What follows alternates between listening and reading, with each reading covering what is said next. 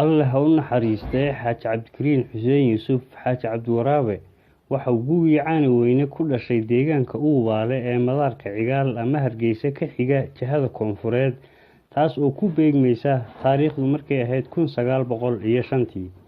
maadaama oo aan xilligaas wax la qori jirin, waxaan xaaji cabdi weydiiyey xilligii uu caaqilka noqday, maadaama oo uu si sax ah u garanayay xilligii uu caaqilka noqday. waxaanu ii sheegay inay ahayd bishii koowaad ee 1940, isagoo markaas ah 35 jir. haddii la kala jaro sanada uu caaqilka noqday 1940 iyo daadiisa oo 35 ahayd, waxay noo soo baxaysaa inuu dhashay 1905. sidaasna waxay daadiisu ku noqonaysay markii uu geeriyooday 114 sano jir. guga caani weyne waxa uu ugu dambeeyey colaadii loo yaqaanay xaar ama cune, waxaanu ahaa mid barwaaqo ah. waxa uu soo gaadhay oo xusuustiisa ku jirtay dagaaladii dhex maray jabhadii daraawiishta iyo ingiriiska. soo jireennimadiisa waxa markhaati u ah inuu nolol ku soo gaadhay lana kulmay sheekh madar axmed shirwaac, sheekhulbeledkii magaalada hargeysa. xaaji cabdi waxa uu ka dhashay qoys cuqaal ah oo xoolo dhaqatana ah. naanaysta waraabe isagoo 15 jir ah oo geel jira ah ayay miyiga ugu baxday, kamana ay hadhin ilaa intii uu noolaa. isaga oo 37 habeen jira oo aan 40 bixin ayaa aabihii xuseen yuusuf aadan lagu dilay dagaal hargeysa ka dhacay. waxaan u saamaxay ninkii loo tuhmayey inuu aabihii dilay isaga oo 17 jir ah. waxaa la siiyey markaas inan godob reeb ah oo da'deedu ahayd 2 jir. xaajigu yaraantiisii ma uu hadli jirin, waanu aamusnaa ilaa uu 10 jir noqday, waxaana taas loogu bixiyey urbir oo looga jeedo waa nin calool adag. dhaqan wanaag, xurmo iyo edeb ayaa lagu majeeran jiray isaga iyo walaaladii xilligii ay ahaayeen geel jirka. dadka waaweyn ayuu xaaji cabdi la jaal ahaa markii uu yaraa, waxaanu ka kororsaday aqoon. hooyadii waxay ahayd allaha u naxariistay Qaybo Faarax Shabeel, waxaanay hargeysa ku geeriyootay 1971 iyadoo oo jirta 106 sano. isaga ayaa daryeelay intii ay daada noqotay oo aan cid kale ku aamini jirin, waanay u ducaysay. inkastoo xaaji cabdi la dhashay caruur badan, waxa tarmay oo ifka kaga tegay 2 ka mid ah walaaladii oo kala ah walaalkii Nuur Xuseen Nuur Boqol, allaha u naxariistay, iyo walaashii Faadimo Xuseen, ilaahay naxariistii jannaha ka waraabiye. markii uu noqday 26 jir ayuu xagga magaalada u soo wareegay, waxaana xoolihii iyo hawshii ka nasiyay walaaladiisii ka yaraa. xaaji cabdi waxa uu sanado kadib u boqolay magaalada Musawac oo loogu sheegay in Talyaanigu askar qoranayo. waxa israaceen dhalinyaro ku noolayd magaalada Hargeysa iyo magaalada Berbera, waxaanay u lugeeyeen ilaa Saylac oo ay dooni ka raaceen. 1935 ayuu tegay Eritrea, waxaanu noqday askari ka qayb galay dagaaladii Talyaanigu Itoobiya ku qabsaday 1935 ilaa 1942 oo ah taariikhda ka go'an xilitirsiga Itoobiya oo ka mid ahaa dagaalkaasi. waxa uu ka mid ahaa waxyaabihii horiyey waxa loo yaqaan dagaalka labaad ee dunida ee dhacay 1939 ilaa 1945. duulaankan lagu qabsaday dalka Itoobiya waxa soo abaabulay hogaamiyihii Talyaaniga ee waqtigaas oo la oran jiray Benito Mussolini, kaas oo ka argoosanayay jab ay Talyaanigu kala kulmeen dagaalkii Adwa oo ay 1996 ciidamada Itoobiya kaga gacan sareeyeen ciidamo Talyaani ah oo ka soo duulay dhulka Eritrea. marxuumku waxa uu iskii ugu soo noqday Somaliland oo uu ka baxay ciidankii Talyaaniga markii sanadu ahayd 1939. horaantii 1940 ayaa caaqil loo doortay markii uu dhintay walaalkii. waxa uu la shaqeeyay maamuladii Talyaaniga oo dalka qabsaday ama Somaliland qabsaday muddo 6 bilood ah oo ka mid ah 1940. waa xilliyadii uu socday dagaalkii labaad ee adduunka. iyo waxa uu sidoo kale la shaqeeyay dowladda Ingiriiska oo Somaliland haysatay ilaa 26 Juun 1960. xaaji cabdi golo cuqaal ah oo ka kooban 84 xubnood ayuu ku jiray, waxaana ka yaraa hal caaqil. marxuumku waxa uu sanadihii 1946 iyo 1948 uu ka qayb galay shirar loo qabtay ka tashiga Soomaalida oo uu Ingiriisku abaabulay isla markaana lagu qabtay meesha loo yaqaan Haradigeed 1946 iyo Muqdisho oo lagu qabtay 1848 waxa shirarkaas ka soo qayb galay wufuud ka socotay Somaliland, Soomaaliya, Soomaalida Itoobiya iyo Soomaalida Kenya kaliya wax ka maqnaa Soomaalida Djibouti oo markaas gacanta ku hayay gumaystaha Faransiisku inta badan dhulka Soomaalidu waxa uu gacan galay Ingiriiska kadib markii uu dhacay dagaalkii labaad ee dunida oo Talyaanigu lagu jabiyay dhanka siyaasadda Xaaji Cabdi waxa uu ka mid ahaa xisbiyadii xorriyadoonka ah ee ka jiray Somaliland ka hor 1960 waxaanu ka tirsanaa xisbigii NUF ee uu hogaamin jiray Michael Maryama xogayaguuna uu ka ahaa Axmed Xasan Ibraahim markii ay Somaliland iyo Soomaaliya midoobeen Xaaji Cabdi waxa uu ka mid ahaa dadkii Muqdisho tagay ee maraga u ahaa dhibaatooyinkii lagala kulmay midnimada waxaanu la shaqeeyay aqoon fiican ay isu lahaayeen madaxweynayaashii Aadan Cadde Cabdirashiid Cali Sharmaarke Maxamed Siyaad ra'iisul wasaarayaashii Soomaaliya sida Cabdirashiid Cali Sharmaarke Cabdirasaaq Xaaji Xuseen iyo Maxamed Xaaji Ibraahim Cigaal dhamaantood Ilaahay naxariistii jannaha ka waraabiyo waxa dhamaantood dhex maray taariikho xus iyo xasuus leh oo uu ka sheekeeyay intii uu noolaa 1988 markii ay bilaabmeen dagaalada dib u xoreyntu ee dhex marayay ciidankii militariga ah ee Soomaaliya iyo jabhadihii SNM isla markaana gudaha loo soo galay magaalada Hargeysa waxa uu Xaaji Cabdi u talaabay dhinaca deegaanka Rabas oo ka tirsan degmada Daroor ee dawlad deegaanka Soomaalida Itoobiya waxaanu la shaqeeyay jabhadii SNM isagoo goobjoog u ahaa shirkii Cadaroos ee 1988 iyo shirkii Midowgeyn ee 1989 ee lagu aasaasay golaha guurtida ee hadda ka jira Somaliland oo ahayd markaas guurtidii labaad ee SNM guurtida hore ee SNM waxa la dhisay 1983 waxaana shaqeysay ilaa 1986 Xaaji Cabdi wuxuu ka qayb galay shirooyinihii SNM ee Balogobadla ka dhacay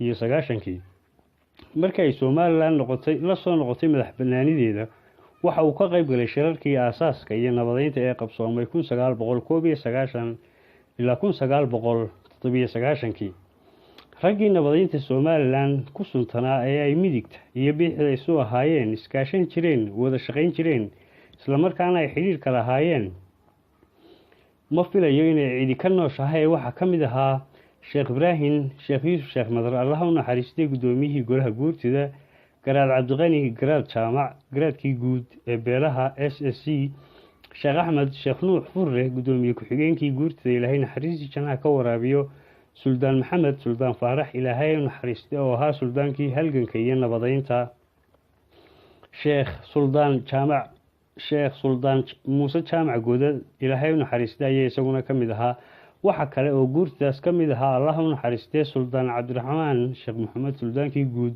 ee gobolka Gabiley waxa uu xilliyo kala duwan la shaqeeyay shantii madaxweyne ee Somaliland taladeeda qabtay oo kala ah marxuun Cabdiraxmaan Axmed Ali Tuur marxuun Maxamed Xaaji Ibraahim Cigaal mudane Daahir Riyaale Kaahin mudane Axmed Maxamed Maxamuud Siilaanyo iyo mudane Muuse Biixi Cabdi oo ah madaxweynaha imika haya xilliga Somaliland iyo ku-xigeenadoodii dhamaantood waxay xurmeyn jireen sidii waalidka ama aabaha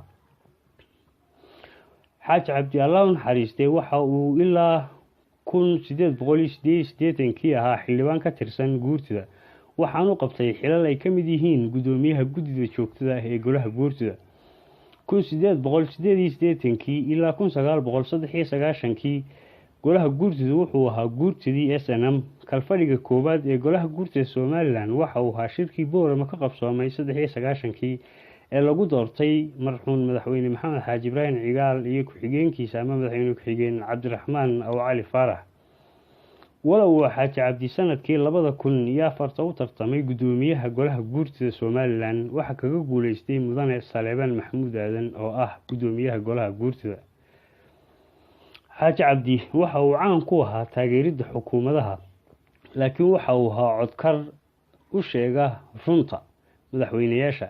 tusaale ahaan waxaad arkaysaa isagoo ay maxamed siyaad barre ku kulmeen magaalada Hargeysa oo uu maxamed siyaad barre yidhi Hargeysa farbaa ku godan. waa sanadkii 1974 xaaji cabdi waxa uu ku yidhi afweyne waad iska hadlaysaa.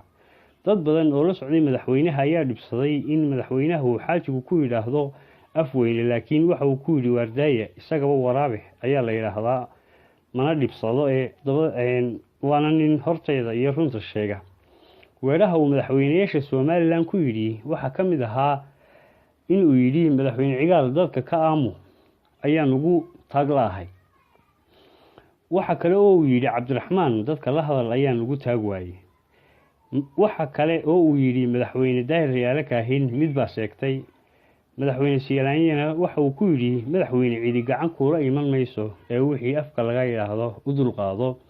cibaadada xaaji cabdi waa uu ku fiicnaa isagoo taraawiixda sare jooga ku tukada isla markaana ah 95 jir ayaan anigu qof ahaantayda ogaa. wuxuu ahaa qof ka dheer balwadaha kala gedisan. weligay inta aan mijin jaad ah kilinkilada soo gashaday ma qaylin ayuu sanadkii 2008 igu yidhi. wuxuu alla ugu nimceeyay xasuus iyo caafimaad dheer. astaamaha lagu yaqaanay waxa ka mid ahaa saamaxa, waxaana cadaynaysa isaga oo saamaxay ninkii loo tuhmayay in uu aabihii dilay iyo dabley miino ugu aastay meel u dhaxaysa Hargeysa iyo Berbera wiilkiisii curad oo loo oran jiray Allah u naxariistay Yuusuf Carab. shilkaas oo uu Yuusuf Carab xaaji cabdi xuseen ku geeriyooday sanadkii 1992. kama uu argoosan dad kala duwan oo dhaawacyo kaga dhuftay ilkaha, madaxa iyo qaar gurigiisa miino dhigay xilli ku beegnayd 2000. ma uu baran xaaji cabdi Allah u naxariistay aqoon dugsi, laakiin waxa uu lahaa waaya aragnimo badan taas oo uu ka helay cimriga dheer ee uu soo jiray iyo dadyow kala gedisan ee uu la soo shaqeeyay. dhinacyada lagu majeerto waxa ka mid ah xeer beegtinimada, garyaqaannimada iyo aqoonta dhaqanka. muddo ku dhow 100 sano ayuu nabadda ka shaqeynayay, waxaanu ahaa caaqil 79 sano maruu toos xilkaas u hayay iyo mar uu cid kale ku wareejiyay ama u wakiishayba. xilkaasna waxa ugu horeeyay 4 caaqil oo qoyskooda ah. caaqilnimada si madax bannaan ameyskii ah ayuu u wareejiyay dhammaadkii qarnigii 20aad ama hilaad ku beegan 1997 ilaa 2000 u dhaxaysay ayuu wareejiyay. waxa uu ka qayb galay xalka dagaalo badan oo ay ka mid yihiin mid Hargeysa ka dhacay 1948, mid ka dhacay Togdheer 1955, dagaal awaare ka dhacay 1954, dagaal ka dhacay gobolka Hawda Mabali Goboleed 1964, dagaalo ka dhacay dowlad deegaanka Soomaalida Itoobiya 1983 ilaa 1986, dagaal ka dhacay magaalada Burco 1992, dagaal ka dhacay magaalada Berbera 1992, dagaaladii Hargeysa ka dhacay 1994 ilaa 1996, dagaal ka dhacay Burco 1995, dagaal ka dhacay deegaanka Xarshin ee dowlad deegaanka Soomaalida Itoobiya 1992, dagaal ka dhacay Daroor 2006 iyo 2007, dagaalo ka dhacay deegaanka gobolka Sool iyo Laascaanood sanadkii 2002, iyo dagaal ka dhacay Gaashaamo 2012 iyo qaar kale oo fara badan. Allah u naxariistay xaaji cabdi waxa uu guursaday 3 xaas oo kala ah Xalwo Nuur Bade oo uu dumaalay markii uu walaalkii Nuur Xuseen geeriyooday, Faadumo Cismaan Guuleed oo loo siiyay godob reeb ahaan isla markaana uu dhalay ninkii loo tuhmayay inuu aabihii dilay, iyo xaaji Haweeye Muuse Yuusuf kuwaas oo dhalay caruur gaadhaysa ilaa 29 ubad ah. marxuumku waxa uu safar ku maray ilaa 8 dal oo ay ka mid yihiin Somaliland, Soomaaliya, Djibouti, Eritrea, Sacuudiga, Imaaraadka iyo Ingiriiska. waxa uu la soo shaqeeyay salaadiin badan oo qaarkood awow labaad isu yihiin sida suldaanka guud ee beelaha Somaliland Suldaan Maxamed, Suldaan Cabdiqaadir, Suldaan Cabdilaahi, Suldaan Diiriye. 4 suldaan ee dhalay ama isu waalidka ah oo uu la soo shaqeeyay, iyo sidoo kale suldaanada guud ee beelaha Subeerawal, ee uu xilkeeda hayo Suldaan Xasan, Suldaan Cabdilaahi, Suldaan Cabdiraxmaan, Suldaan Diiriye. waxa uu sidoo kale la shaqeeyay salaadiin xilka qabatay mar ay laba saldanadood kala hayeen Suldaan Rashiid, Suldaan Cabdilaahi oo adeer u ahaa suldaanka guud ee beelaha Soomaaliland iyo Suldaan Saxadiid, Suldaan Diiriye oo uu ah suldaanka guud ee beelaha saldanada Jigjiga la Burco ama saldanada beelaha Subeerawal. intii uu noolaa waxa uu jeediyay khudbado badan sida mid uu ka jeediyay baarlamaanka Ingiriiska sanadkii 2004 oo ganacsi ahayd. khudbadaas sacab ayay tumay mudanayaashii Ingiriisku waxaana loo haltabiyay afaf kale. had iyo jeer isagoo madaxweynaha xilka Soomaaliland haya ayaa ka hadli jiray beerta xorriyadda marka la xusayo dabaaldegga 18 May. taasna waxaan ogaa oo ay dhici jirtay xilliyadii Cigaal iyo Riyaale, waxaana lagu qabtaa xuska meelo kala duwan oo ay ka mid tahay Khayriyada Hargeysa iyo baryihii dambe oo lagu qaban jiray beerta xorriyadda. intii uu noolaa waxa laga guntay weero badan oo halkudhig ama halmuceed ah. haddii aynu milicsano khilaafyadii ugu dambeeyay ee waxaa Cabdi dhex galo, waxa uu ka mid ahaa erga guurti ah oo heshiis dhex dhigay madaxweyne Muuse Biixi Cabdi oo markaas ahaa gudoomiyaha xisbiga Kulmiye iyo Axmed Maxamed Maxamuud Jiilaan iyo madaxweynihii hore ee Soomaaliland oo markaas xilka hayay. waxay si adag ugu loolameen jagada musharaxa madaxweynaha xisbiga Kulmiye sanadkii 2014. khilaafyadii ugu dambeeyay ee uu maareeyay waxaa ka mid ahaa isqabadkii gudoomiyaha xisbiga wadani Cabdiraxmaan Maxamed Cabdilaahi Cirro oo ahaa gudoomiyaha golaha wakiilada iyo xildhibaanadii xisbiga Kulmiye oo uu hormood u ahaa Mudane Baashe Maxamed Faarax gudoomiyaha golaha wakiilada. xukuumaddii Soomaaliland ee hore iyo xildhibaanada Kulmiye ayaa isu bahaystay inay ridaan Mudane Cirro iyadoo lagu qoonsaday xeerar uu goluhu si kadis ah u ansixiyay, xeerar lagu eedeeyay inuu wax ka bedel ku sameeyay oo uu dhalangediyay iyo guddi hoosaayo uu isku shaandheeyay. laba jeer oo ismaandhaaf firig ihi ka dhacay golaha wakiilada Soomaaliland sanadkii 2014 oo ay gaadhay heer mudaharaadyo banaanbaxyo la abaabulo. waxa dhex galay oo khilaaf ka damiyay xildhibaano guurti ah oo uu madax u ahaa marxuun Xaaji Cabdikariin Xuseen Yuusuf. marxuun Xaaji Cabdikariin Xuseen Yuusuf waxaynu ku xasuusan doonaa oo aynu mar walba maskaxdeena ku jiri doono odaynimadiisii, dhexdhexaadintiisii, doorkiisii adgeynta nabadgelyada, cibaadadiisii, uursamidiisii, niyadtamidiisii iyo wanaagii faraha badnaa ee uu Ilaahay ku galaday.